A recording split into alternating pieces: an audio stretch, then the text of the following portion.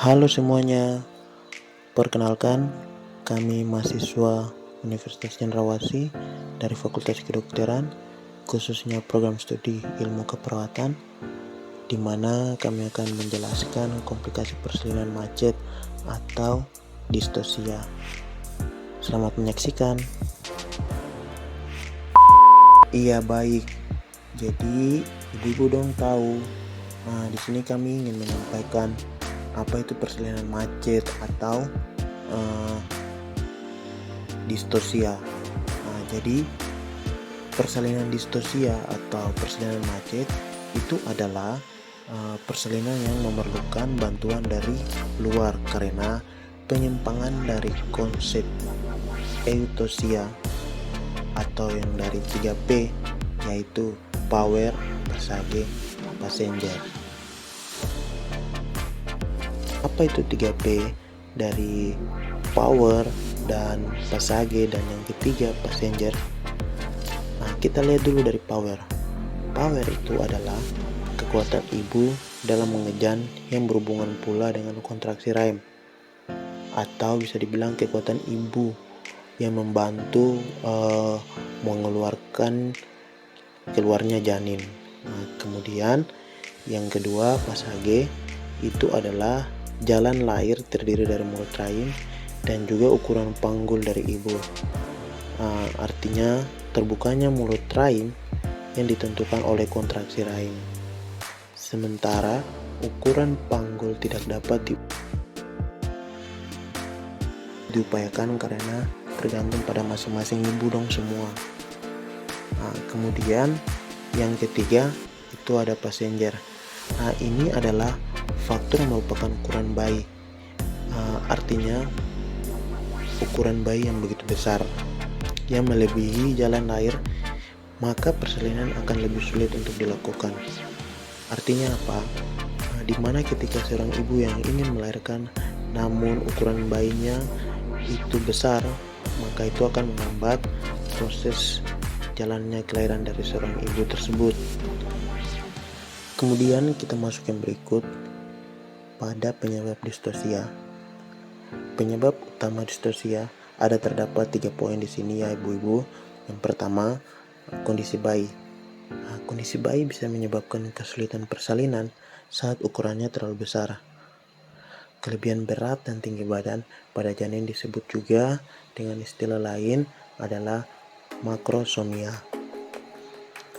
Kemudian selain ukuran, bayi juga dalam rahim juga bisa mempersulit proses persalinan jika berada pada posisi yang salah. Misalnya posisi sungsang. Kemudian kita masuk poin yang kedua adalah kondisi tulang panggul ibu. Pada ibu hamil yang memiliki ukuran dan bentuk tulang panggul yang terlalu kecil atau terlalu sempit, pada umumnya akan mengalami kesulitan saat proses persalinan. Saat kesulitan persalinan disebabkan juga oleh jalur lahir yang terlalu sempit dan ukuran bayi yang terlalu besar. Kondisi ini dapat mengakibatkan distosia mekanis. Kemudian poin yang ketiga atau poin ketiga adalah kemampuan kontraksi. Kemampuan serta kekuatan kontraksi yang kurang bisa membuat persalinan menjadi sulit.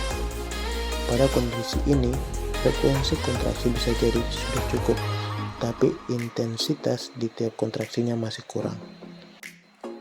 Kemudian kita masuk yang berikut lagi pada faktor risiko distosia. Terdapat 6 faktor di sini. Yang pertama, berat badan bayi kurang dari 4 kg. Yang kedua, ibu menderita diabetes. Dan yang ketiga, persalinan berlangsung lama.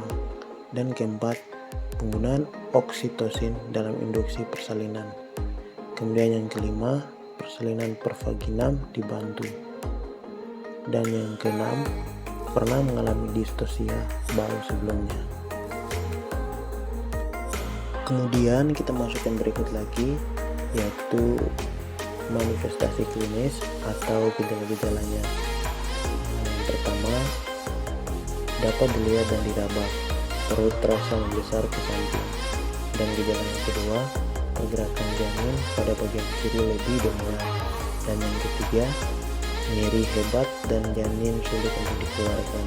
Dan yang keempat, terjadi distensi berlebihan pada uterus. Dan yang kelima, dada teraba seperti punggung, belakang kepala terletak berlawanan dengan letak dada, teraba bagian-bagian kecil janin dan denyut jantung janin terdengar lebih jelas pada dada. Kemudian yang berikut, cara mengobati distosia. Jadi ibu-ibu, untuk cara mengobati persalinan macet ini atau distosia, cara mengobatinya adalah bisa dilakukan berdasarkan faktor risikonya. Misalnya bagi wanita yang berisiko mengalami distosia seperti pada penderita diabetes mellitus maupun diabetes gestasional, mungkin dari dokter akan menyarankan untuk melakukan persalinan melalui prosedur induksi atau operasi cesar. Kita akan menyampaikan kesimpulan kita dari materi kami, yaitu distosia, di mana persalinan tidak selalu berjalan lancar. Terkadang ada kelambatan dan kesulitan yang dinamakan distosia. Jadi ibu-ibu dorang yang alami distosia atau persalinan macet, ibu-ibu dorang jangan takut. Ibu-ibu dorang percayakan kepada kita, pihak rumah sakit. Kita akan berikan yang terbaik untuk ibu dan janin ibu.